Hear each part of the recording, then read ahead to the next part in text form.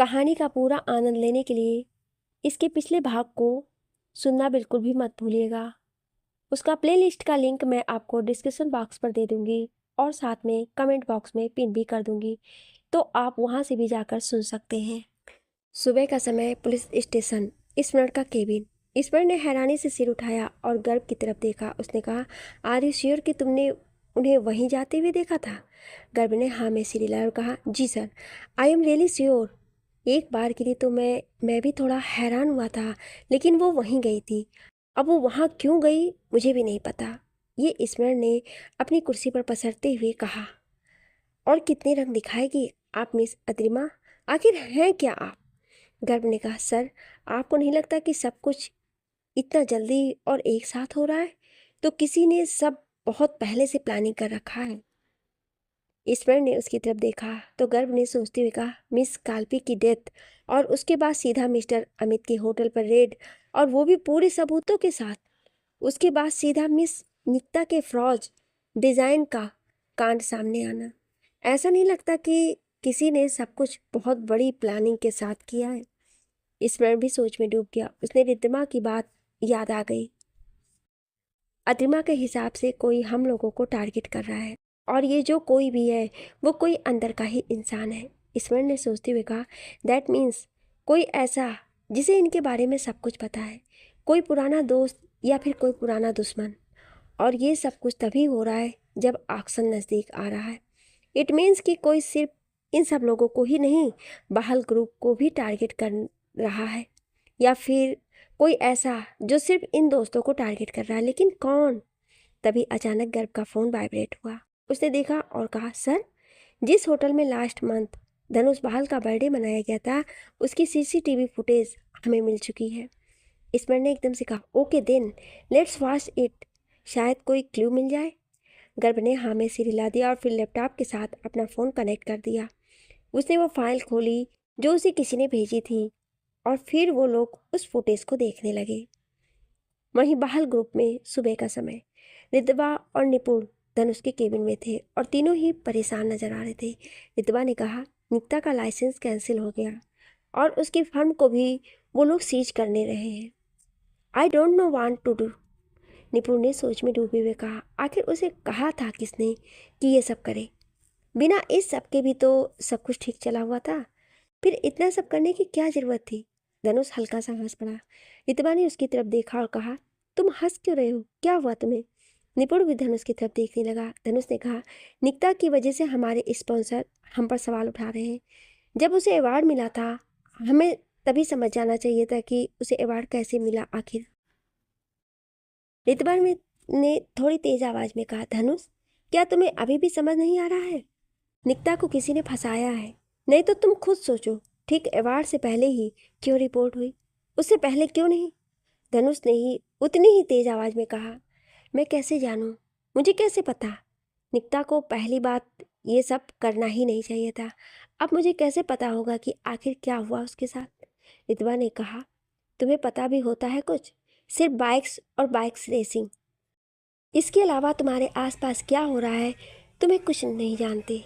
Someone is targeting us, can't you see that? Dhanush और निपुण ने हैरानी से उसकी तरफ देखा। निपुण ने कहा, what do you mean by this? Ritiba ने दोनों की तरफ देखा और कहा, काल्पी, अमित और अब निकिता सब एक साथ फंसे, और इस तरह की कोई उन्हें बचा ना सके। ये कोई संयोग तो नहीं हो सकता है ना? निपुण सोच में डूब गया और वहीं धनुष हंस पड़ा।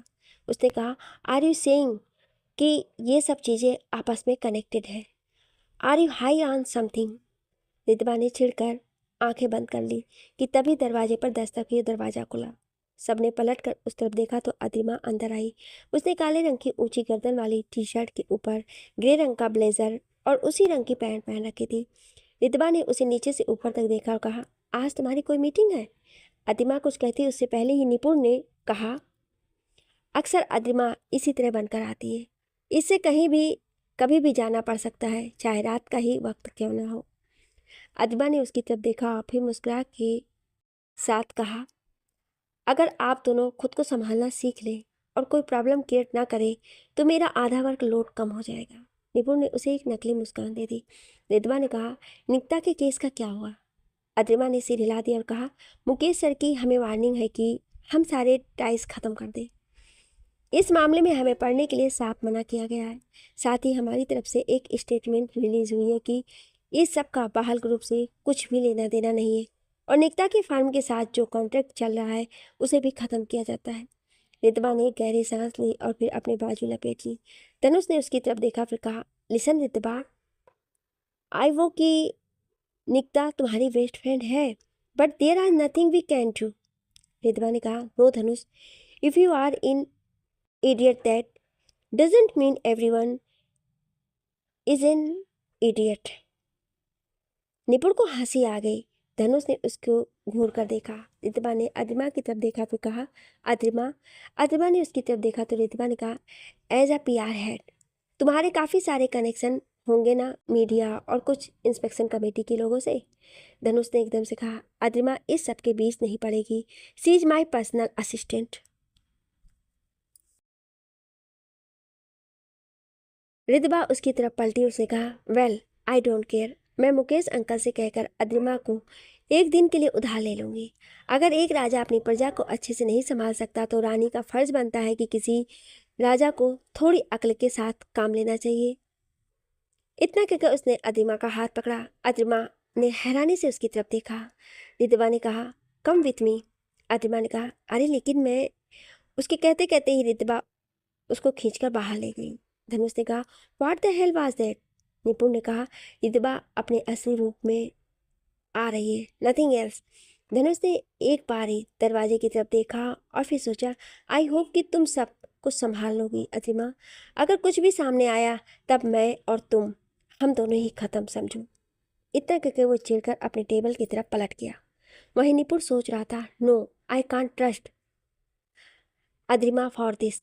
मुझे रितबा से खुद बात करनी होगी, ऐसी जगह जहाँ ना धनुष हमें इंटरप्ट कर सके और ना ही अद्रिमा।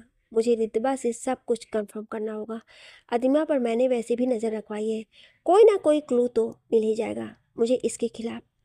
इतना कहकर उसने फ़ोन उठाया और किसी को मैसेज करने लगा। वहीं पुलिस स्टेशन में दोपहर का समय। स्मरण और गर्व ने सारी फुटेज खंगाल डाली। स्मरण ने एक गहरी सांस ली, फिर कहा, इसमें ऐसा कुछ भी नहीं है जो हमें सस्पिशियस लगी। काल्पी और धनुष का झगड़ा हुआ और बाकी सब बीच में पड़े। उन लोगों ने दोनों को शांत करवाया, बस। इसके साथ ऐसा कुछ भी नहीं है जो हमें अजीब लगे। गर्भ ने कहा, लेकिन इतना तो तय है कि झगड़ा अद्रिमा को लेकर ही हुआ था। वीडियो में साफ पता चल रहा है कि मिस अद्रिमा को मिस काल्पी ने पहले कुछ कहा था और उसके बाद झगड़ा शुरू हुआ। स्मरण ने कहा, सब कुछ बहुत उलझा हुआ है गर्भ। धनुष और काल्पी का झगड़ा, फिर उसके बाद काल्पी का अद्रिमा को लगातार फ़ोन करना, लेकिन अद्रिमा का इग्नोर करना, फिर काल्पी और अद्रिमा का झगड़ा और अचानक से काल्पी का छत से गिरना, फिर एक एक करके सभी दोस्तों का एक्सपोज होना। कहीं ना कहीं कुछ तो बड़ा छूट रहा है हमसे, लेकिन समझ नहीं आ रहा है कि क्या। गर्भ ने कहा, शायद कोई ऐसा इंसान जो हमारी नज़रों से अभी तक बचा हुआ होगा सर। स्मरण ने कुर्सी पर सिर टिका लिया और कहा, आखिर कौन है जो ये सब कर रहा है, कौन छूट रहा है हमसे। तभी अचानक स्मरण का फ़ोन बजने लगा। उसने देखा तो रितबा उसके फ़ोन कर रही थी। उसने फ़ोन उठाया और कहा, हाँ रितबा कहो, कुछ हुआ क्या। रितबा गाड़ी में थी। उसने कहा, हाँ मैं धनुष और निपुण के पास गई थी। मैंने उन दोनों को बताया तो निपुण का रिएक्शन नॉर्मल था, लेकिन धनुष का रिएक्शन ऐसा था मानो उसके कोई फर्क ही नहीं पड़ा हो। ये सब सुनकर उसे बाइक रेस हार जाने के अलावा किसी और चीज़ का फ़र्क ही नहीं पड़ता है। स्मरण ने कहा, इद्दी तुम्हें पूरा यकीन है कि जो कुछ भी हुआ है उसकी शुरुआत कहीं ना कहीं बहाल ग्रुप में ही हुई है। रितबा चुप रही तो स्मरण ने कहा, क्या हुआ, तुम चुप क्यों हो गई। रितबा ने कहा, तुमने बहुत टाइम बाद मुझे रिद्धी बोला। स्मरण चुप हो गया। रितबा ने कहा, खैर हाँ मुझे पूरा यकीन है कि वहाँ कुछ तो जरूर है, इसलिए मैंने अतिमा की मदद लेने का फैसला किया है। स्मरण झटके से सीधा होकर बैठ गया। उसने कहा, आर यू क्रेजी, मैंने तुमसे कहा था कि अतिमा प्राइम सस्पेक्ट है। रितबा ने कहा, तुमने सुना नहीं है क्या, दोस्तों से ज़्यादा दुश्मनों को करीब रखना चाहिए। तुमने कहा था कि जरूर धनुष के बर्थडे के दिन कुछ हुआ था, तो अतिमा जरूर कुछ जानती होगी। मेरी यही कोशिश है कि मैं कुछ जान सकूं कि आखिर कब क्यों कैसे हुआ। स्मरण ने गहरी सांस ली, कहा, रितबा तुम्हें जो भी करना है please be careful, do you understand. Ritwa ने मुस्कुराकर कहा, डोंट वरी, मुझे अच्छे से पता है कि मैं क्या कर रही हूँ। मैं घर जा रही हूँ, कुछ और होगा तो तुम्हें फ़ोन करूँगी। स्मरण ने ओके कहकर फ़ोन काट दिया। शाम का समय, एक रेस्तरां। अद्रिमा ने रेस्तरां का दरवाज़ा खोला और फिर अंदर गई तो वहाँ धनुष बैठकर वाइन पी रहा था। अद्रिमा ने सिर हिला दिया और फिर उसके पास जाकर बैठ गई। उसने कहा, आपको नहीं लगता कि अभी रात होने में काफ़ी टाइम है? धनुष ने उसकी तरफ देखा। धनुष की आंखें लाल हो चुकी थी। उसने कहा, रितवा ने क्या कहा तुमसे? अद्रिमा मुस्कुराती। उसने कहा, या तो आपकी मंगेतर खुद को बहुत ज़्यादा चालाक समझती है या फिर मुझे बहुत ज़्यादा बेवकूफ़। उन्हें लगता है कि उनकी बातों को कोई नोटिस नहीं करेगा। धनुष ने कहा, तुमने उससे कहा कि कोई है जो हमारे ग्रुप को टारगेट कर रहा है? Are you crazy? Why would you say that? तुम मुझे फंसाना चाहती हो क्या? अदिबा ने उसके हाथ पर हाथ रखा और कहा, सर, मैं आपको बचाना चाहती हूँ, इसलिए अभी तक आप सेफ हैं। रही बात रितबा मैम की, तो उन्होंने मुझे इसलिए अपनी साइड लिया है क्योंकि उन्हें शक हो चुका है कि कहीं बहाल ग्रुप में ज़रूर कुछ हुआ था। धनुष के चेहरे पर चिंता के भाव आ गए। उसने कहा, तो तुमने क्या कहा उसे? अदिबा ने कहा, उनका ध्यान इस चीज़ से हट जाए, इसके लिए मैंने उनकी मदद करने का फैसला किया है। और वो मेरी मदद वो चाहती भी थी, इसलिए है कि मेरे जरिए वो सच तक पहुंच जाए, इसलिए भटकाना बहुत ज़रूरी है उन्हें। धनुष ने अपने बालों को बुरी तरह से बिखरा दिया और कहा, आखिर ऑक्शन तक सारी चीज़ें शांत क्यों नहीं रह सकती हैं? आर्यमान ने कहा, शांति है। अब अगर आप अपना कंट्रोल ना खोए तो आगे भी शांति रहेगी। धनुष ने कुछ नहीं कहा और वो चुपचाप वाइन पीता रहा। वहीं उसी समय रिद्धिमा के घर पर रिद्धिमा अपने लैपटॉप पर कुछ काम कर रही थी कि अचानक से उसके पास रखे इंटरकॉम पर सूचना आई, मैम, निपुण सर आए हैं आपसे मिलने। रिद्धिमा चौंक उठी। उसने हैरानी से कहा, निपुण? और फिर उसने कहा, हाँ, उसे अंदर भेज दो। इतना कहकर वो सोच में डूब गए। निपुण यहाँ पर क्या कर रहा है? वो सोच ही रही थी कि उसके कमरे के दरवाजे पर दस्तक हुई। वो पलट गिरा। उसने कहा, कम इन। निपुण अंदर आ गया। वो मुस्कुरा दिया और उसने कहा, गुड इवनिंग। अतिमा मुस्कुरा दी। उसने कहा, तुम अकेले? धनुष कहाँ है? निपुण ने कहा, अपने फेवरेट रेस्टोरेंट में वाइन पी रहा होगा, और वैसे भी मैं उसे साथ नहीं लाने वाला था। रिद्वा ने कहा, क्या हुआ, झगड़ा हुआ है क्या? निपुण उसके बिस्तर पर बैठ गया और उसने कहा, नहीं, बच्चे नहीं हैं हम अब, लेकिन मैं तुमसे कुछ पूछने आया हूँ। रितबा ने उसकी तरफ देखा तो निपुण ने कहा, तुमने आज सुबह जो कंपनी में कहा, क्या वो सच में सच हो सकता है? क्या सच में कोई हमें टारगेट कर रहा है? रितबा ने कहा, जिस तरह से चीज़ें हो रही हैं उस हिसाब से तो यही लग रहा है। हम इन सब चीज़ों को इग्नोर नहीं कर सकते। निपुण ने कहा, तुम्हारे हिसाब से कौन हो सकता है? रितबा ने नाम में सिर हिला दिया और कहा, पता नहीं, अभी तक तो कुछ पता नहीं किसने क्या किया, कुछ समझ नहीं आ रहा है। उसके इतना कहते ही उसका फ़ोन बज उठा। उसने देखा तो स्मरण का फ़ोन था।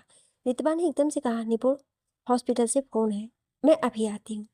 निपुण ने हाँ में सिर हिला दिया। रितबा फ़ोन उठाकर बाहर चली आई। निपुण उठ खड़ा हुआ और उनकी तस्वीरों को देखने लगा जो रितबा ने अपनी दीवार पर लगा रखी थी। वो उनके ग्रुप की तस्वीरें थी। वो अक्सर अलग अलग ट्रिप पर जाते रहते थे। रितबा ही इकलौती थी जिसने सारी यादें संभाल कर रखी थी। अचानक से निपुण का फ़ोन वाइब्रेट हुआ। उसने देखा तो एक अनजान नंबर था। उसने उठाया और कहा, हाँ रुक, कहो, कुछ मिला आतिमा के घरे? अचानक से निपुण का फ़ोन वाइब्रेट हुआ। उसने देखा तो एक अनजान नंबर था। उसने उठाया और कहा, हाँ कहो, कुछ मिला आतिमा के सारे में? सामने से कुछ कहा गया और निपुण सुनते हुए पलट गया। उसने कहा, तुम्हें पूरा यकीन है? सामने से फिर कुछ कहा गया और निपुण वहीं खड़ा रह गया। वहीं रितबा फ़ोन पर स्मरण से कह रही थी, हाँ निपुण आया है, मुझे नहीं लगता कि उसे कुछ भी पता है, वो खुद मुझसे पूछ रहा है। स्मरण ने कहा, हो सकता है कि वो बस ये जानना चाहता हो कि कहीं तुम कुछ जानती तो नहीं। रितबा ने कहा, हो सकता है, लेकिन निपुण पर शक नहीं हो पा रहा है मुझसे। खैर, अगर कुछ होगा तो बता दूंगी। स्मरण ने कहा, ओके, ख्याल रखना। इतना कहकर उसने फ़ोन काट दिया। रितबा ने एक गहरी सांस ली, फिर पलट कर अपने कमरे की तरफ चली गई। जैसे ही उसने दरवाज़ा खोला, निपुण बाहर निकल गया। रितबा ने हैरानी से कहा, निपुण? निपुण का चेहरा लाल हो चुका था। उसने कहा, रितबा, मुझे धनुष से मिलने जाना होगा, मैं निकलता हूँ, ओके, टेक केयर, बाय। इतना कहकर वो तेज़ी से बाहर निकल गया। रितबा ने उसे हैरानी से देखा और कहा, इसे अचानक क्या हो गया? इतना कहकर वो सिर झटक कर अंदर चली गई। वहीं बाहर निपुण अपनी गाड़ी में बैठा और उसने सीट पर बेल्ट लगा ली। उसने धनुष को फ़ोन लगाया और फिर ब्लूटूथ कानों में लगा लिया। उसने गाड़ी आगे बढ़ा दी। धनुष का फ़ोन बजने लगा। उसने फ़ोन की तरफ देखा और फिर अतिमा की तरफ। अतिमा ने फ़ोन उठाया और लाउड स्पीकर पर डाल दिया। निपुण की आवाज़ आई, धनुष कहाँ पर है तू? वहीं उसी रेस्टोरेंट में है ना? धनुष ने कहा, हाँ क्या हुआ, इतना पैनिक क्यों साउंड कर रहा है? निपुण ने कहा, मुझे काल्पी के बारे में तुझसे कुछ बात करनी है। अतिमा और धनुष दोनों चौंक उठे। निपुण की आवाज़ आई, मुझे कुछ पता चला है, इसलिए तू जहाँ पर भी है वहाँ पर रुक, मैं आ रहा हूँ। इतना कहकर उसने फ़ोन काट दिया। धनुष ने सिर हिला दिया और फिर कहा, अब इसे क्या पता चल गया? साला सब के सब जासूस क्यों बने हुए हैं? अदिबा ने कुछ नहीं कहा और अपने फ़ोन से एक मैसेज टाइप किया। उसने किसी के साथ कोई चैट की और फिर सिर हिला दिया। वहीं निपुण तेज़ी से गाड़ी चला रहा था। वो बार बार लोकेशन देख रहा था। उसने फिर अपनी गाड़ी की स्पीड बढ़ा दी और तेज़ी से एक मोड़ काटा। वो कुछ सोचे जा रहा था और कुछ सोचते हुए उसने स्टीयरिंग पर हाथ मारा। वो आगे जाकर चौक पर पहुंचा ही था कि दूसरी तरफ से एक ट्रक तेजी से आया और उसने एक जोरदार टक्कर निपुण की गाड़ी में दे मारी। निपुण की आंखें बड़ी हुई। उसकी गाड़ी तेजी से हवा में उछली और सारे शीशे टूट गए। उसने आंखें बंद कर ली और अपने सिर पर हाथ रख लिया। उसकी गाड़ी एक ठीक ठाक ऊंचाई तक उछल गई और फिर जोर से आकर जमीन पर गिरी और रगड़ती हुई जाकर फुटपाथ के पास बनी हुई दीवार से बुरी तरह से टकरा गई। गाड़ी पूरी चकनाचूर होकर उल्टा होकर गिरी थी। कुछ ही समय गाड़ी के अंदर से लाल गर्म खून बहता हुआ बाहर आने लगा। पूरा ट्रैफिक रुक गया। लोग उस तरफ तेजी से भागे। किसी ने जाकर ट्रक के अंदर देखा तो ट्रक का दरवाजा खुला था और ड्राइवर गायब था। कुछ लोगों ने निपुण की गाड़ी की तरफ देखा तो वो पूरा खून से रंगा हुआ था और उसके सिर, मुंह और नाक से खून बह रहा था। पेट्रोल और खून आपस में मिलाकर एक बहुत गंदी बदबू दे रहे थे। किसी ने पुलिस को और एम्बुलेंस को फ़ोन कर दिया। रात का समय आस्था हॉस्पिटल। स्मरण और गर्भ आपस में कुछ बातें कर रहे थे कि तभी बाहरी एक गाड़ी के रुकने की आवाज़ आई। अदिमा और धनुष तेजी से अंदर पहुंचे। मुकेश बहाल और सहाय वहां पहले से ही मौजूद थे। धनुष ने एकदम से कहा, पापा निपुण कहाँ है? कैसा है वो ठीक तो है ना? मुकेश बहाल ने उसकी तरफ देखा तो वो डर गया। सो मानो मुकेश बहाल का चेहरा ऐसा लग रहा था मानो किसी ने पूरा खून निचोड़ लिया हो। उन्होंने कुछ नहीं कहा लेकिन सहाय आगे आए। उन्होंने कहा, निपुण की गाड़ी को किसी ट्रक ने टक्कर मार दी थी धनुष सर। काफ़ी खून बह गया था। जब तक यहाँ लाया गया, कहते हुए उनकी आवाज़ भर आ गई। उन्होंने एक गहरी सांस लिए कहा, डॉक्टर उन्हें बचा नहीं पाए, वो हमारे बीच नहीं रहे। धनुष लड़खड़ाकर पीछे हट गया। अतिमा ने उसे संभाल लिया, नहीं तो वो गिर जाता। सहाय ने कहा, वो लोग पोस्टमार्टम करना चाहते थे ताकि कोई दिक्कत ना आए। आगे चलकर सुबह हम बॉडी क्लेम कर सकते हैं। धनुष सुन पड़ गया था। उसने सिर हिलाते हुए कहा, नहीं, अभी तो उसने मुझसे बात की थी सहाय अंकल। ऐसा कैसे हो सकता है? ऐसा नहीं हो सकता है। मुकेश बहाल ने कुछ नहीं कहा और फिर दीवार से टिका लिया। उनकी आंखों से आंसू बह निकले। धनुष दीवार से लगता हुआ बैठ गया। अतिमा ने उसको सहारा देकर बिठा दिया और फिर स्मरण की तरफ पलट कर उसने कहा, व्हाट अबाउट ट्रक ड्राइवर? क्या वो पकड़ा गया? स्मरण ने उसकी आंखों में देखा। उसकी आंखों में कोई भावना नहीं थी। उसकी आंखें पूरी तरह से सर्द थी। स्मरण ने कहा, नहीं, वो मौके से भाग गया, लेकिन हमने उसकी इंफॉर्मेशन कलेक्ट कर ली है। अदिमा ने सिर हिला दिया। तभी अचानक ऋषि भागते हुए आया और उसने अदिमा के कान में कुछ कहा। अदिमा ने हाँ में सिर हिला देकर कहा, तुम यहाँ संभालो, मैं बाहर जाकर रिपोर्टर को संभालती हूँ। ध्यान रहे कि कोई भी बात बाहर नहीं जानी चाहिए। पीआर टीम को फ़ोन करो और हमारे सारे ऑफिशियल साइट हैंडल करने को कहो। साथ ही अंतिम संस्कार को भी पूरी तरह से प्राइवेट करने के लिए, समझे? ऋषि ने हाँ में सिर हिला दिया। अदिमा ने एक नज़र धनुष पर डाली और फिर तेजी से बाहर की तरफ चली गई। ईश्वर ने मन ही मन सोचा, सी इज टू कोल्ड। उसे कोई फर्क ही नहीं पड़ा कि एक इंसान इतनी बुरी तरह से मारा गया। धनुष अपने सिर पर हाथ रखे रोए जा रहा था कि तभी अचानक कोई आकर उसके पास बैठ गया। धनुष ने सामने देखा तो रितबा थी। उसने डॉक्टर का कोट पहन रखा था। वो भी रोई जा रही थी और उसकी आंखें लाल हो चुकी थी।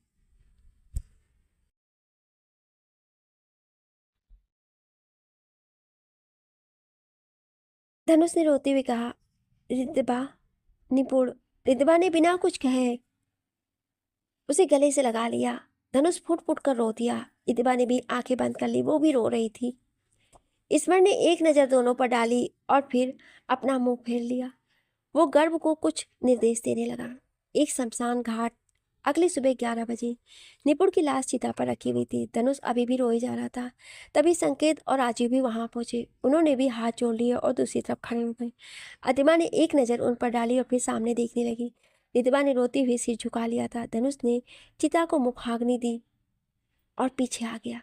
मुकेश बहाल भी रो रहे थे, लेकिन उनका खुद पर काबू था। अदिमा ने हाथ जोड़कर मन में ही कहा, आपको बीच में नहीं पड़ना चाहिए था निपुण सर।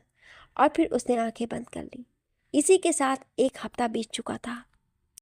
पुलिस को अभी तक उस ट्रक ड्राइवर के बारे में कुछ पता नहीं चला था। पूरा बहाल ग्रुप दुख में डूब चुका था। मुकेश बहाल ने सारे इवेंट कैंसिल कर दिए थे। जो अवार्ड उनके होटल को मिलने वाला था, उसके इवेंट को भी कैंसिल कर दिया गया था। अदिमा सबको संभाल रही थी, क्योंकि सहाय मुकेश बहाल को संभाल रहे थे और धनुष को तो कोई होश ही नहीं था। इसी बीच स्मरण रात को रितबा के घर पहुंचा। हल्की हल्की सी बारिश हो रही थी। वो गाड़ी से उतरा ही था कि उसे रितबा बाहर आते हुए दिखाई दी। वो किसी के साथ फ़ोन पर थी। स्मरण उसके पास पहुंचा तो वो कह रही थी, तुम फिक्र मत करो, मैं हैंडल कर लूँगी। हाँ, मैं अभी निकल रही हूँ, ठीक है। इतना कहकर उसने फ़ोन काट दिया। स्मरण ने कहा, हॉस्पिटल जा रही हो? रितबा ने कहा, नहीं, धनुष को लाने। ईश्वर चौंक उठा। उसने कहा, धनुष को लाने? रिद्धिमा ने कहा, वो पागल हो चुका है निपुण के जाने के बाद। वरुण के साथ ड्रिंक कर रहा था और फिर जबरदस्ती अदिमा के घर चला गया। ईश्वर ने कहा, अदिमा? अदिमा के घर? रिद्धिमा ने कहा, हाँ, वरुण परेशान था, इसलिए उसने मुझे फ़ोन किया तो मैं धनुष को लेने जा रही हूँ। ईश्वर ने एकदम से कहा, मैं भी चल रहा हूँ। रिद्धिमा ने उसकी तरफ हैरानी से देखा तो ईश्वर ने कहा, जो कुछ भी हुआ है, मुझे नहीं लगता कि तुम्हारा अकेले कहीं भी जाना सही रहेगा। रितबा ने एक पल के लिए सोचा और फिर हाँ में सिर हिला दिया। वो दोनों रितबा की गाड़ी में बैठ गए और फिर ड्राइवर ने गाड़ी आगे बढ़ा दी। रात का समय। अदिमा का घर। रात के 10 बजे। अदिमा अपने घर की शीशे की दीवार के सामने खड़ी थी। वो कॉफ़ी पी रही थी और उसने नाइट गाउन पहन रखा था। उसने बालों की पोनी कर रखी थी। तभी अचानक उसे अपने घर के नीचे एक गाड़ी रुकती हुई दिखाई दी। वो उस गाड़ी को देखने लगी कि तभी उस गाड़ी से स्मरण और रितबा उतरे। अदिमा के चेहरे पर एक टेढ़ी मुस्कान आ गई। उसके घर की घंटी बजी। अदिमा ने दरवाज़ा खोला तो उसके गाउन की जैकेट खुली हुई थी और उसके बाल खुले हुए थे। ईश्वर ने उसको घूर कर देखा। अदिमा ने दोनों की तरफ देखा फिर कहा, आप दोनों यहाँ पर एक साथ? रितबा ने बिल्कुल शांत स्वर में कहा, अदिमा, क्या धनुष यहाँ पर है? अदिमा ने एक पल के लिए रितबा की तरफ देखा, फिर वो दरवाजे से हट गई और रितबा ने अंदर की तरफ देखा। फिर वो और स्मरण अंदर चले गए। अंदर हल्का हल्का सा म्यूजिक चला हुआ था। परफ्यूम वाली कैंडल जली हुई थी। अंदर धनुष सोफे पर सोया हुआ था और उसकी शर्ट के ऊपर के 2 बटन खुले हुए थे। उसके बाल पूरी तरह से बिखरे हुए थे। रितबा ने एक बार के लिए धनुष की तरफ देखा और फिर आंखें बंद कर ली। फिर उसने आंखें खोली और धनुष की तरफ बढ़ गई। वो धनुष के पास बैठ गई और उसने धनुष का हाथ पकड़कर कहने लगी, Dhanush, Dhanush, wake up, it's time to go home. Dhanush ने जरा सी आंखें खोली और फिर रितबा की तरफ देखा। उसने फिर हल्की सी आवाज़ में कहा, तुम यहाँ पर? रितबा ने कहा, मुकेश अंकल परेशान हो रहे हैं, प्लीज़ घर चलो। इतना कहकर वो धनुष को उठाने लगे। स्मरण आगे आया। उसने रितबा की मदद की। रितबा ने धनुष को कंधे पर बाजू पकड़कर लाद लिया। फिर उसने अदिमा की तरफ देखा फिर कहा, thanks for taking care of him. Adima ने हल्की सी मुस्कान दे दी। रितबा धनुष को बाहर ले जाने लगी। स्मरण भी उसके पीछे जाने लगा। अदिमा भी उनके पीछे दरवाजे तक पहुंच गई। रितबा गाड़ी की तरफ बढ़ गई। तभी स्मरण पीछे पलटा। उसने अदिमा की तरफ देखा और कहा, मिस अदिमा। अदिमा ने उसकी तरफ देखा तो स्मरण ने कहा, क्या आपको नहीं लगता कि आप अपनी हद पार कर रही हैं? अदिमा ने हैरानी से उसकी तरफ देखा। स्मरण ने कहा, धनुष की मंगनी हो चुकी है, उसकी शादी होने वाली है, फिर भी इतनी रात गए वो नशे में आपके घर में क्या कर रहा है? और सबसे बड़ी बात, एक कमिंग पर्सन को नशे में अपने घर में एंट्री देना, आपको नहीं लगता कि आप कुछ ज़्यादा ही हद पार कर रही हैं? अदिमा ने एक पल के लिए उसकी तरफ देखा और फिर उसके चेहरे पर मुस्कान तैर गई। उसने कहा, आप भी तो रिद्वा के साथ घूम रहे हैं, सगाई तो उसकी भी हो चुकी है, फिर आप इतनी रात को एक साथ क्या कर रहे हैं? स्मरण ने तेज आवाज़ में कहा, मिस अदिमा। अदिमा ने ठंडे स्वर में कहा, धनुष कोई छोटा बच्चा नहीं है कि मैं उसे टॉफ़ी का लालच देकर अपने पास बुला लूँ। उसके पास अपनी सोचने समझने की शक्ति है। वो जो करता है अपनी मर्जी से करता है। ईश्वर ने उसे घूर कर देखा तो एक बार फिर अदिमा ने मुस्कुराकर कहा, let me give you a piece of advice. किसी के बारे में उतना ही बोला करो जितना तुम खुद के बारे में सुन सको। अगर आप किसी के ऊपर सवाल उठा रहे हैं तो जवाब सुनने की हिम्मत भी रखनी चाहिए। स्मरण ने कुछ कहना चाहा कि अदिमा ने कहा गुड नाइट और उसने स्मरण को आगे जाने का इशारा कर दिया। स्मरण गुस्से में पलटा और सीढ़ियों से नीचे उतर गया। अदिमा ने जोर से दरवाज़ा बंद कर लिया। उसने अंदर आते ही टेबल पर और अलमारी पर रखा सामान उठाकर फेंक दिया। वो हाँफ रही थी। अचानक से उसे सांस आने में दिक्कत आने लगी। वो बुरी तरह से हाँफने लगी। उसने अपने सीने पर मुट्ठियाँ मारना शुरू कर दिया। वो कुछ ढूंढने लगी। उसने अलमारी खोली और सारा सामान नीचे गिरा दिया। वहाँ शायद कुछ नहीं था जिसे वो ढूंढ रही थी। अदिमा हाँफते हुए किचन में गई। उसने बैठकर एक अलमारी खोल दी। वहाँ कागज़ के बने हुए लिफाफे रखे हुए थे। अदिमा ने एकदम से उनको निकाला और फिर एक को खोलकर उसमें मुंह अंदर रखकर सांस लेने लगी। वो उस लिफाफे में जोर जोर से सांस ले रही थी। थोड़ी देर बाद वो शांत हो गई। उसने लिफाफा छोड़ दिया और अलमारी से सिर टिकाकर बैठ गई। उसने दूसरी तरफ देखा तो वहाँ स्लेब पर प्लेट में मिर्ची रखी हुई थी।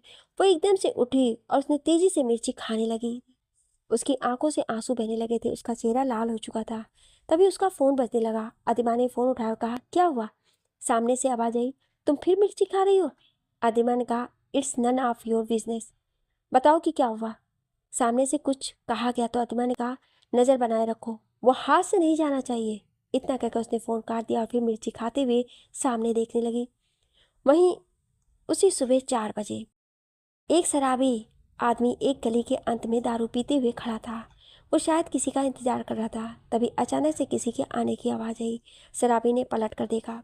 बारिश हो रही थी और कोई काला रेनकोट पहने उसी की तरफ आ रहा था। उस साय ने रेनकोट की टोपी सिर पर डाल रखी थी और उसके अंदर एक और कैप पहन रखी थी। शराबी खड़ा हो गया और मुस्कुरा दिया। साया उसके सामने आकर खड़ा हो गया। शराबी ने कहा पुलिस अपने पीछे कुत्ते की तरह पड़ी हुई है, इसलिए अपने को शहर छोड़कर जाना है। ट्रक तो सालों ने ले ही लिया मेरा। वो लड़का मर गया और तेरा काम पूरा हो गया। अब मेरे को पैसा चाहिए और मेरा इधर से निकलना वो तुम लोग करोगे। साय ने बिना कुछ कहे एक सफ़ेद रंग का लिफाफा निकाला और शराबी की तरफ बढ़ा दिया। शराबी ने दारू की बोतल फेंकी और फिर लिफाफे को लेने के लिए आगे बढ़ा। उसने जैसे ही लिफाफा पकड़ा उसकी आंखें बड़ी हो गई। उसने नीचे देखा तो साय ने उसके पेट में चाकू मार दिया था। साय ने चाकू निकाला और एक बार फिर शराबी के पेट में दे मारा। शराबी के मुंह से खून निकल आया। साय ने 5-6 बार उसके पेट पे चाकू मार दिए। बारिश के पानी में खून घुलने लगा। वो साया पलटा और फिर वहाँ से चला गया। शराबी मर चुका था। जाते जाते साया रुका और उसने अपनी कैप हटा ली। उसकी पीठ थी शराबी की तरफ। उसने अपनी कैप निकाली और फिर तेजी से आगे बढ़ गया। सुबह का समय, पुलिस स्टेशन, स्मरण का केबिन। स्मरण फाइल को देख रहा था कि तभी अचानक गर्भ ने जोर से दरवाज़ा खोला। एक पल के लिए तो स्मरण भी चौंक उठा। उसने सामने देखा और कहा क्या हो गया गर्भ, इस तरह से भागते हुए क्यों अंदर आए तुम। गर्भ ने हाँफते हुए कहा सर वो ट्रक ड्राइवर। स्मरण एकदम से खड़ा हो गया। उसने कहा मिल गया क्या वो। गर्भ ने हाँ में सिर हिला दिया। स्मरण ने झट से अपनी कैप उठाई और कहा तो फिर देर किस बात की है, कहाँ मिला। हमारी टीम ने पकड़ लिया या फिर अभी भी हमारी गिरफ्त से बाहर है। इतना कहते हुए वो दरवाजे के पास पहुंचा ही था कि गर्भ ने कहा हमें उसकी लाश मिली है सर। स्मरण रुक गया। उसने पलट कर देखा तो गर्भ ने कहा जिस गली में उसकी लाश मिली वहीं के रहने वाले एक आदमी ने इसकी रिपोर्ट की है। चाकू से मारा गया है और वो भी बड़ी बेरहमी से। कोई प्रूफ भी नहीं मिला क्योंकि बारिश जो हुई है कल रात को बहुत ज़्यादा। स्मरण ने अपना जोर से हाथ दरवाजे पे दे मारा। गर्भ ने काँप कर आंखें बंद कर ली। स्मरण ने अपनी कमर पर हाथ रखकर कहा कहीं से कोई क्लू नहीं, कोई लीड नहीं। आखिर हो क्या रहा है ये। सब कुछ इतना उलझ चुका है कि कुछ समझ ही नहीं आ रहा है। गर्भ ने कहा सर क्या आपको सच में लगता है कि ये सब कुछ जुड़ा हुआ है। स्मरण ने कहा रितबा ने कहा कि निपुण उससे मिलने आया था। वो मुझसे बात करने के लिए बाहर आई और फिर निपुण एकदम से कमरे से बाहर निकला। वो फ़ोन पर कुछ देख रहा था और उसने कहा कि वो धनु से मिलने जा रहा है, जबकि वो मुझसे मिलकर ही आया था, यानी कि उसे कुछ तो पता चला था। धनुष ने कहा कि उसने फ़ोन किया था और कहा था कि उसे कुछ इम्पोर्टेंट बात करनी है। गर्भ ने कहा वैसे सर धनुष और अद्रिमा मैम एक साथ हॉस्पिटल आए थे। स्मरण ने उसकी तरफ देखा तो गर्भ ने झेपते हुए कहा मुझे लगा कोई बड़ी बात नहीं है ये। स्मरण ने सोचते हुए कहा व्हाट इफ कि अद्रिमा को भी पता हो कि निपुण धनुष से मिलने आ रहा है। गर्भ भी सोच में डूब गया। स्मरण ने कहा सुनो तुम केस पर ध्यान रखो, अदिमा पर मैं नज़र रखूँगा। ये केस अब जितनी क्वाइटली करेंगे उतना ही बेटर रहेगा, समझे तुम? गर्व ने हाँ में सिर हिला दिया। स्मरण ने सामने बोर्ड की तरफ देखा जहाँ केस से जुड़े हर इंसान की तस्वीर लगी थी। स्मरण ने कहा, मिस अदिमा ने सबूतों की बात की थी ना, आप सबूतों के साथ ही सामने जाएंगे। इतना कहकर वो बोर्ड के पास गया और उसने अदिमा के फोटो के ऊपर बड़ा सा गोला लगा दिया। इसी तरह कुछ दिन और बीत गए। बहाल ग्रुप में सुबह का समय। अदिमा, सहाय और मुकेश बहाल एक केबिन में थे। मुकेश बहाल अपनी कुर्सी पर बैठे थे और सहाय उनकी बगल में खड़े थे। वहीं अदिमा सामने खड़ी थी। उसने गहरे गुलाबी रंग का ब्लेज़र, काले रंग की शर्ट और ब्लेज़र के रंग वाली पैंट पहनी हुई थी। मुकेश बहाल कुछ फाइल पढ़ रहे थे। फिर उन्होंने कहा, इवेंट ज़्यादा बड़ा नहीं होना चाहिए, बस होटल को जो अवार्ड मिला है उसके लिए एक छोटा सा इवेंट जिसमें सारे स्पॉन्सर को बुलाया जाएगा। ज़्यादा धूम धड़ाका नहीं होना चाहिए। अदिमा ने हाँ में सिर हिला दिया। मुकेश बहाल ने कहा, और ये धनुष कहाँ है? तुमने उसे बताया नहीं कि आज स्मिता जी और रितवा जी आ रहे हैं? अदिमा ने कहा, मैंने उन्हें बताया था सर, लेकिन वो अपनी बाइक उठाकर चले गए। मुकेश बहाल ने सिर हिला दिया। सहाय ने कहा, सर अगर आप कहें तो धनुष सर को वापस ले आए। मुकेश बहाल ने ना में सिर हिला दिया और फिर कहा, नहीं, इसकी ज़रूरत नहीं है, कुछ दिन उसे अपना दिमाग शांत करने दो, उसके बाद मैं खुद उससे बात करूँगा। सहाय ने सिर हिला दिया। तभी दरवाजे पे दस्तक हुई और स्मिता जी और रितमा अंदर आए। मुकेश बहाल ने उनको देखकर कहा, अरे स्मिता जी, रितवा बेटा, आप लोग पहुंच गए। रितवा ने नमस्ते में हाथ जोड़ दिए, जबकि स्मिता जी को देखकर अदिमा ने सिर झुका लिया। स्मिता जी ने एक बार अदिमा पर नज़र डाली और फिर मुंह फेर लिया। अदिमा के चेहरे पर एक हल्की सी मुस्कान आ गई। स्मिता जी और रितवा बैठ गए। मुकेश बहाल ने कहा, क्या लेंगे आप लोग?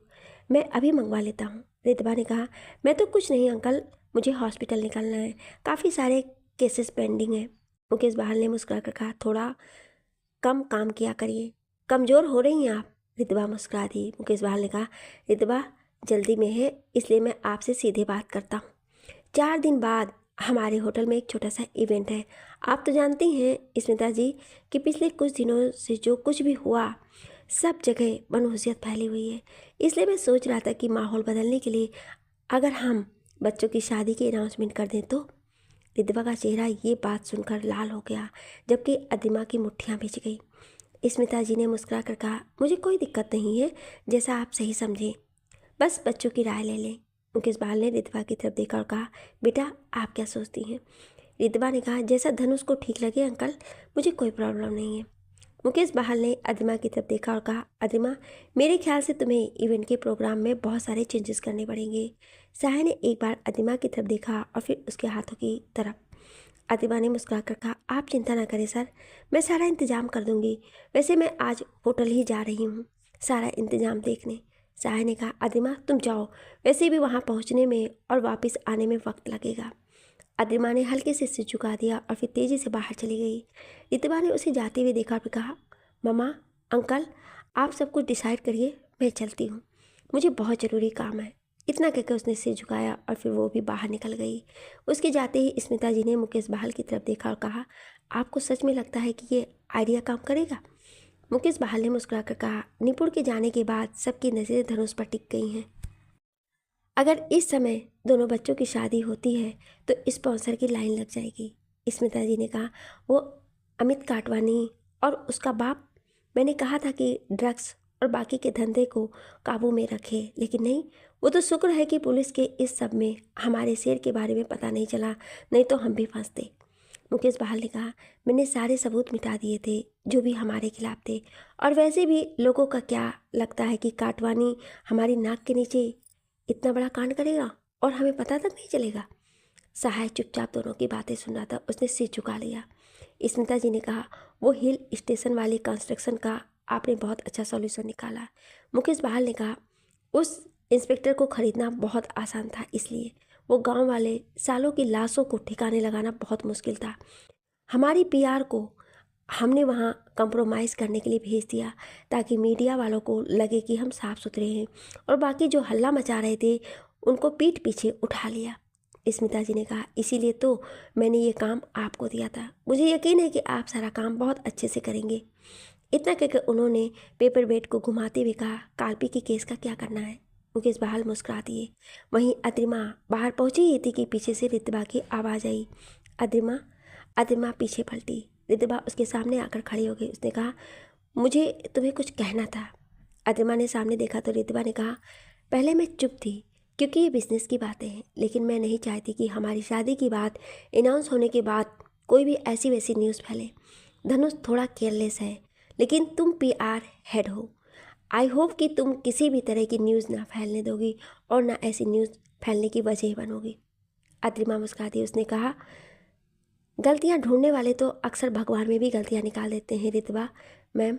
मैं तो वैसे भी एक आम इंसान हूँ। जिन लोगों ने बातों को बिगाड़ना होता है, आपके हर एफर्ट के बाद भी वो लोग सिर्फ बिगाड़ेंगे ही, बनाएंगे नहीं।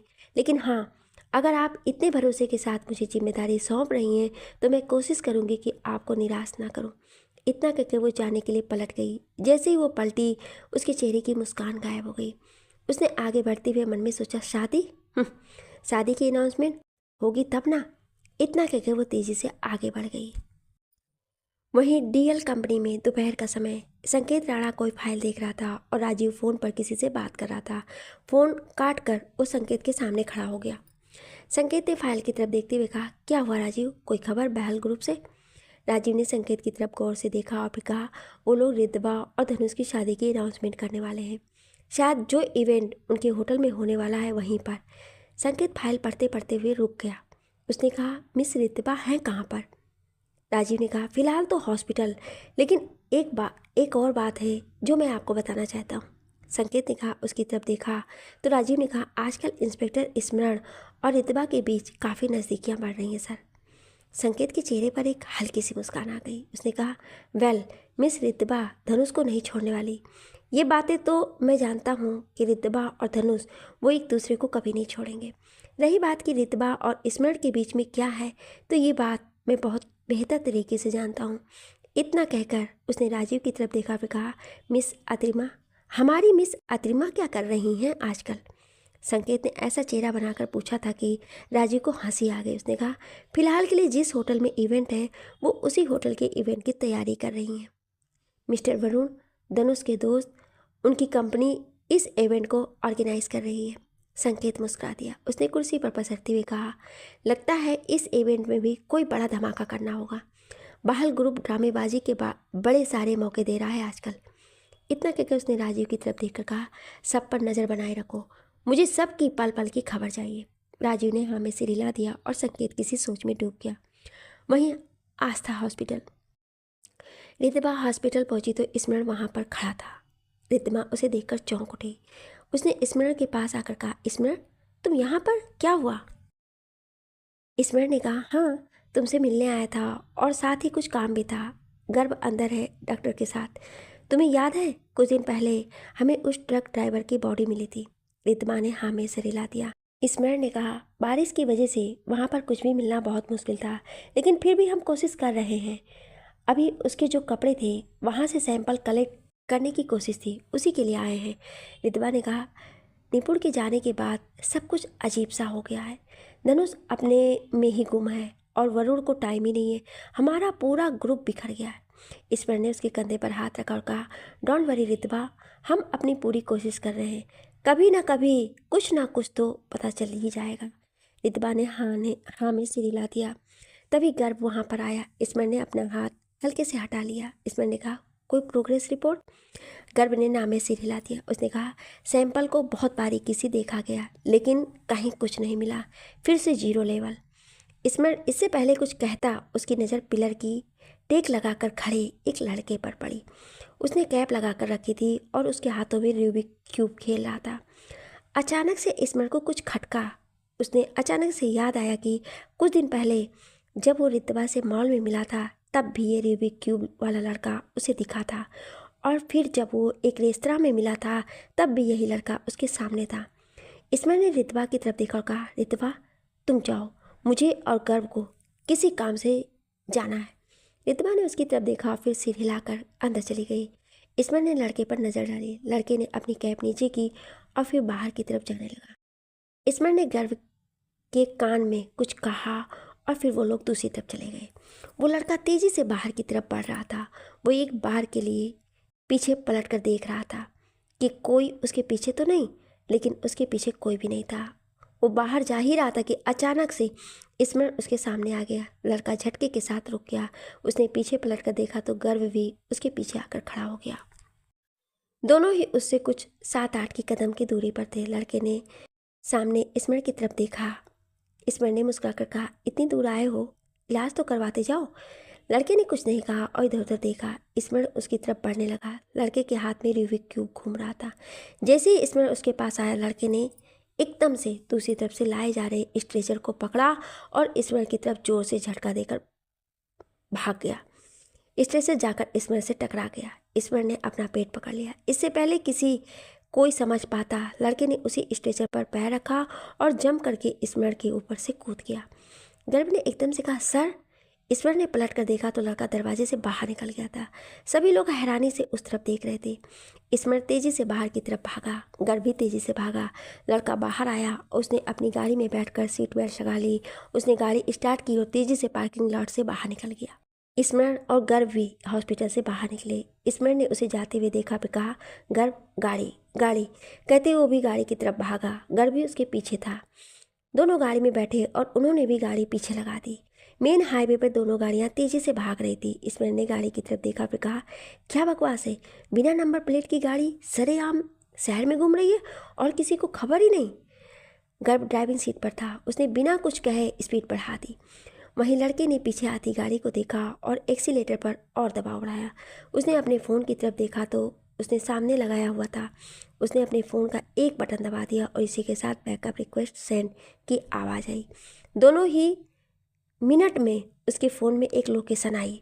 लड़के ने लोकेशन की तरफ देखा और फिर तेज़ी से आगे जाकर यू टर्न ले लिया। स्मरण ने हैरानी से कहा, ये वापस कहाँ जा रहा है? गर्भ ने भी आगे से जाकर सीधा यू टर्न ले लिया। लड़के ने स्पीड पूरी करके रखी हुई थी। इसी के साथ वो लोकेशन को पूरा फॉलो कर रहा था।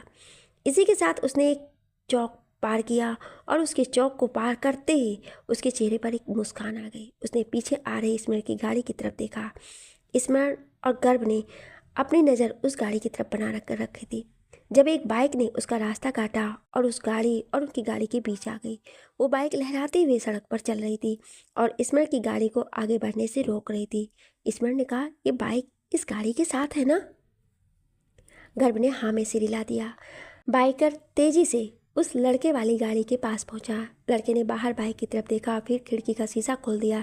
बाइकर ने अपनी उंगली घुमाई और फिर दूसरी तरफ चला गया। स्मरण और गर्भ पीछे भी थी। उन्होंने यही देखा। अचानक से बाइकर ने तेजी से गाड़ियों से आगे निकलना शुरू किया, लेकिन वो इस तरह से निकल रहा था कि गाड़ियों को ना चाहते हुए ब्रेक लगानी पड़ रही थी। स्मरण की गाड़ी पीछे छूट रही थी। अचानक से सामने सिग्नल आ गया। स्मरण ने कहा, गर्भ गर्भ वो लोग यहाँ से आगे नहीं निकलने चाहिए। गर्भ ने हाँ में सिर हिला दिया और फिर उसने गाड़ी की स्पीड बढ़ा दी, लेकिन बाइक फिर से आगे आ गई और इसी के साथ उसने एक मोड़ काटा और आगे निकल गया। आगे चलकर गाड़ी ने एकदम से ब्रेक लगाई और इसी के साथ स्मरण की गाड़ी को भी ब्रेक लगानी पड़ी। पीछे से आती गाड़ी संभाल नहीं पाई और उसने स्मरण की गाड़ी को टक्कर मार दी। स्मरण और गर्भ को एक तेज झटका लगा। स्मरण ने जोर से गाड़ी के डैशबोर्ड पर मारा और कहा, डैम इट। गर्भ ने सिर झुकाकर कहा, आई एम सॉरी सर। स्मरण ने कुछ नहीं कहा और सामने देखने लगा जहाँ से वो गाड़ी और बाइक निकल चुके थे। लगभग 1 घंटे बाद वो लड़का उसी जगह आए जहाँ पर वो रूबिक क्यूब वाला लड़का संकेत से मिला था। शाम होने को आई थी। वहाँ पर पहले से ही एक काली गाड़ी खड़ी थी। रूबिक क्यूब वाला लड़का गाड़ी से बाहर निकल गया। उसने अपनी कैप और अपनी जैकेट निकाल फेंकी और अपने बालों को एक तेज झटका दिया। उसके बाल गर्दन तक लंबे थे। वो वही लड़का था जो अदिमा के साथ था। उसने दूसरे लड़के की तरफ देखा और फिर मुस्कुरा दिया। तभी सामने वाली गाड़ी का दरवाज़ा खुला। दोनों ने उस तरफ देखा तो उसमें से अदिमा निकल आई। उसने दोनों लड़कों की तरफ देखा, फिर उनकी तरफ बढ़ गई। दोनों लड़के भी उसकी तरफ बढ़ गए। तीनों जाकर सामने बनी दीवार के ऊपर खड़े हो गए। तेज हवा चल रही थी और अदिमा के बाल उड़ने लगे। नीचे एक बहुत बड़ी बिल्डिंग नजर आ रही थी। अदिमा ने अपनी बाजू लपेट ली। रूबिक क्यूब वाले लड़के ने एक गहरी सांस ली और फिर पहली बार मुंह खोला। आज मुझे लगा था कि मैं पकड़ा जाऊंगा। बात जैसी नजरें हैं उस इंस्पेक्टर की, कसम से। अगर आज कबीर नहीं होता तो मैं सच में पकड़ा जाता। कबीर दूसरे लड़के का नाम था। उसने रूबिक क्यूब वाले लड़के की तरफ देखा। आरव, भाई के होते हुए तू पकड़ा जाए, ऐसा कभी हो सकता है क्या? आरव मुस्कुरा दिया। अद्रिमा ने आरव की तरफ देखा और कहा, संकेत राणा के क्या हाल है? उसे तुम पर भरोसा हुआ या नहीं? आरव ने कहा, फिलहाल तो उसका भरोसा जीतना मुश्किल है, लेकिन इतना तो वो भरोसा करता ही है कि मुझे अपने साथ रख रहा है। अद्रिमा ने कहा, अगर वो अपने तरीके से चीज़ें करने लगे तो तुम जानते हो कि क्या करना है उसका? आरव ने हाँ में सिर हिला दिया। कबीर ने कहा, तुमने हमें यहाँ क्यों बुलाया? अद्रिमा ने नीचे बनी उस बड़ी सी बिल्डिंग की तरफ देखा और कहा, 4 दिन बाद यहाँ पर रितवा और धनुष की शादी की अनाउंसमेंट होने वाली है। कबीर ने मुस्कुरा कर कहा, और ये तुम होने नहीं दोगी? आरव ने कहा, प्लान क्या है, क्या करना है, किसका इस्तेमाल करोगी? अद्रिमा ने कहा, सोचना है अभी मुझे। आरव ने कहा, जल्दी सोचो, नहीं तो 6 सालों की मेहनत को ख़त्म होने में 6 मिनट भी नहीं लगेंगे। तुम चाहती थी कि धनुष और बहाल ग्रुप में सिर्फ तुम एक इम्पॉर्टेंट पर्सन बनो, बहाल ग्रुप को खुद के कंट्रोल में ले सको। अब बहुत करीब है हम अपनी मंजिल के, अब पीछे नहीं हट सकते। अद्रिमा सोचने लगी कि तभी उसका फ़ोन बज उठा। उसने देखा तो वरुण कॉलिंग आ रहा था। उसने मुस्कुरा कर कहा, इस मोहरे को कैसे भूल गई मैं, अभी ये भी तो बाकी है हमारे पास। आरव और कबीर ने उसके फ़ोन की तरफ देखा। कबीर ने मुस्कुरा कर कहा, बकरा खुद हलाल होने आया है। अद्रिमा ने एक टेढ़ी मुस्कान के साथ फ़ोन उठा लिया और बात करने लगी। आरव और कबीर नीचे उस बिल्डिंग की तरफ देखने लगे। आगे क्या मोड़ लेगी ये कहानी, जानने के लिए सुनिए अगले और आखिरी भाग में। क्या आप अगला भाग सुनना चाहते हैं तो कमेंट में यस ज़रूर लिखिएगा। Thank you.